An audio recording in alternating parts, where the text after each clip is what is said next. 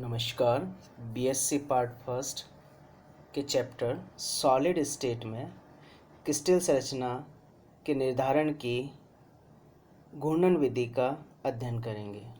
अर्थात rotating crystal method की study करते हैं।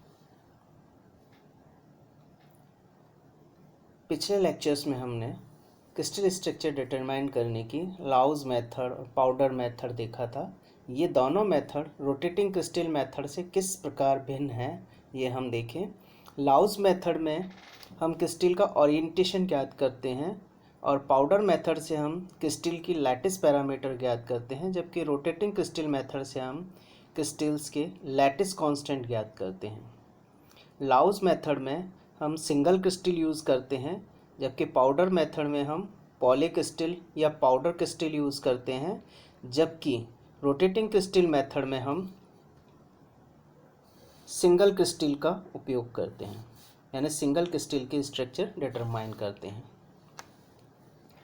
लाउज मेथड में जो एक्सरेज होती हैं वो पॉलीक्रोमेटिक बीम्स के रूप में यूज़ की जाती हैं, यानी एक्सरेज की पॉलीक्रोमेटिक बीम यूज़ करते हैं। पाउडर मेथड में मोनोक्रोमेटिक बीम यूज़ करते हैं, जबकि क्रिस्टल रोटेटिंग क्रिस्टल मेथड में मोनोक्रोमेटिक बीम का उपयोग किया जाता है।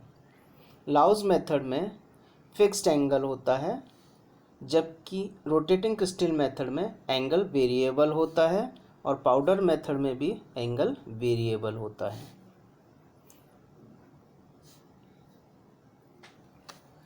अब हम रोटेटिंग क्रिस्टल मेथड देखें। रोटेटिंग क्रिस्टल मेथड में जो क्रिस्टल यूज़ किया जाता है वो सिंगल क्रिस्टल होता है तथा यह क्रिस्टलाइन एक्सिस पर रोटेट होता है। रोटेटिंग क्रिस्टल मेथड में मोनोक्रोमेटिक एक्सरेज का उपयोग किया जाता है और जो क्रिस्टल है वो क्रिस्टलाइन एक्सिस पर 10 to 15 रिवॉल्यूशन पर सेकंड वेलोसिटी से रोटेट होता है। क्रिस्टल जो क्रिस्टलाइन एक्सिस पर रोटेट होता है उसके चारों ओर सिलेंड्रिकल फोटोग्राफिक फिल्म लगा दी जाती है, जिस पर डिफ्रैक्शन पैटर्न मिलता है। रोटेटिंग क्रिस्टल मेथड में मेनली लैटिस कांस्टेंट या क्रिस्टल स्ट्रक्चर लैटिस कांस्टेंट और क्रिस्टल स्ट्रक्चर ज्ञात करते हैं।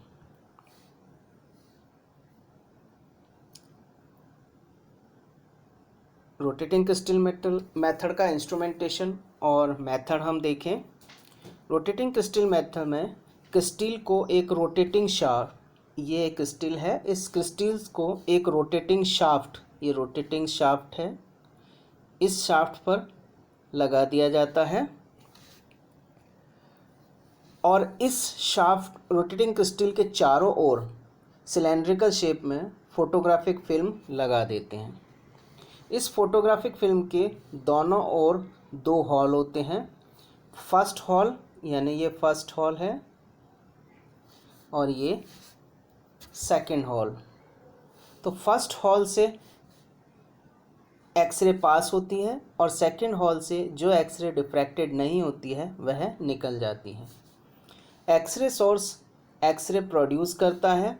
ये एक्सरेज कॉलीमेटर द्वारा फाइन पैरेलल बीम में कन्वर्ट कर दी जाती हैं। Fine parallel beam hall first से होते हुए रोटेटिंग क्रिस्टल पर इंसिडेंट होती है। रोटेटिंग क्रिस्टल से इंसिडेंट होकर यह डिफ्रैक्टेड होंगी, यानी जब प्लेन का एंगल थीटा ब्रैग इक्वेशन को सेटिस्फाइड करता है, ब्रैग इक्वेशन को संतुष्ट करता है, तो डिफ्रैक्शन होगा और डिफ्रैक्शन पैटर्न हमें फोटोग्राफिक फिल्म पर मिलते हैं। अगर कुछ किरणें ऐसी हैं जो डिफ्रैक्टेड नहीं होकर सीधे ट्रांसमिटेड हो जाती हैं, वह हॉल 2 से बाहर निकल जाती हैं। फोटोग्राफिक फिल्म पर डिफ्रैक्शन पैटर्न किस तरह से बनता है हम देखें। जब रोटेटिंग क्रिस्टल के प्लेन रोटेटिंग एक्सिस के पैरेलल हो, पैरेलल किस तरह से, मान लीजिए ये रोटेटिंग क्रिस्टल है का प्लेन है, ये प्लेन अगर रोटेटिंग क्रिस्टल के एक्सिस के पैरेलल है, इस तरह से है, ये एक्सिस है और ये प्लेन है, और एक्सरेज के परपेंडिकुलर है, ये एक्सरे है, तो एक्सरे के परपेंडिकुलर हो और रोटेटिंग क्रिस्टल एक्सिस के पैरेलल हो, तो हमें डिफ्रैक्शन के कारण जो पैटर्न मिलेगा उसे हम जीरो लेवल लाइन पैटर्न कहेंगे, यानी जो पैटर्न होगा वो जीरो लेवल लाइन कहलाएगी। यहाँ हम देखें, ये अगर ये पैरेलल है तो इस यहाँ मिड में डिफ्रैक्शन पैटर्न हमें मिलेंगे, तो यह diffraction pattern L equal to zero या जीरो लेवल लाइन पैटर्न कहलाते हैं। अगर एक्सिस और प्लेन, ये क्रिस्टलाइन एक्सिस है रोटेटिंग, इसके इंक्लाइन या तो इस तरह से प्लेन हो या डिक्लाइन हो, प्लेन अगर डिक्लाइन है यानी हम ये कहते हैं कि क्रिस्टल एक्सिस के इंक्लाइन या डिक्लाइन प्लेन है और एक्सरेज के परपेंडिकुलर है, तो हमें डिफ्रैक्शन पैटर्न जीरो लाइन के ऊपर या नीचे मिलेंगे। यह फर्स्ट लेवल लाइन कहलाएगी। अगर हमें ऊपर मिलते हैं तो हम इसको L इक्वल टू 1 कहेंगे, और नीचे हमें मिलते हैं तो L इक्वल टू -1 कहेंगे।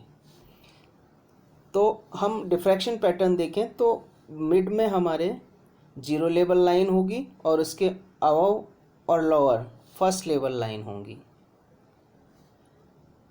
रोटेटिंग क्रिस्टल मेथड में डिफ्रैक्शन पैटर्न किस तरह का होगा, ये हम देखें। ये डिफ्रैक्शन पैटर्न है जो हमें रोटेटिंग क्रिस्टल मेथड से मिलता है। इस डिफ्रैक्शन पैटर्न में डॉट जो हैं वो डिफ्रैक्शन रेज को बताती हैं जो फोटोग्राफिक फिल्म पर इंसिडेंट होती हैं। ये अलग अलग लेवल को व्यक्त करती हैं डॉटेड लाइनें। हम जीरो लेवल लाइन से, ये जीरो लेवल लाइन है, जीरो लेवल लाइन से फर्स्ट लेवल लाइन के बीच की डिस्टेंस निकालें तो ये डिस्टेंस हमारी NL कहलाएगी। इसी तरह से यहाँ के बीच की डिस्टेंस NL कहलाएगी। और सिलेंड्रिकल फोटोग्राफिक फिल्म जो है, इसकी रेडियस जो है ये R कहलाती है। तो हम जीरो लेवल से फर्स्ट लेवल के बीच की डिस्टेंस NL निकाल लेते हैं और सिलेंड्रिकल फिल्म की रेडियस R भी निकाल लेते हैं। दोनों की value tan theta equal to ln upon R में रखते हैं। इस फॉर्मूले में रखकर हम थीटा निकाल लेते हैं। थीटा की value Bragg equation n lambda equal to 2d sine theta में रखकर इंटरप्लैनर डिस्टेंस d ज्ञात कर लेते हैं। इंटरप्लैनर डिस्टेंस के आधार पर हम क्रिस्टल संरचना डिटरमाइन कर सकते हैं। तो इस तरह से हम रोटेटिंग क्रिस्टल मेथड से क्रिस्टल संरचना को डिटरमाइन करते हैं। थैंक्स।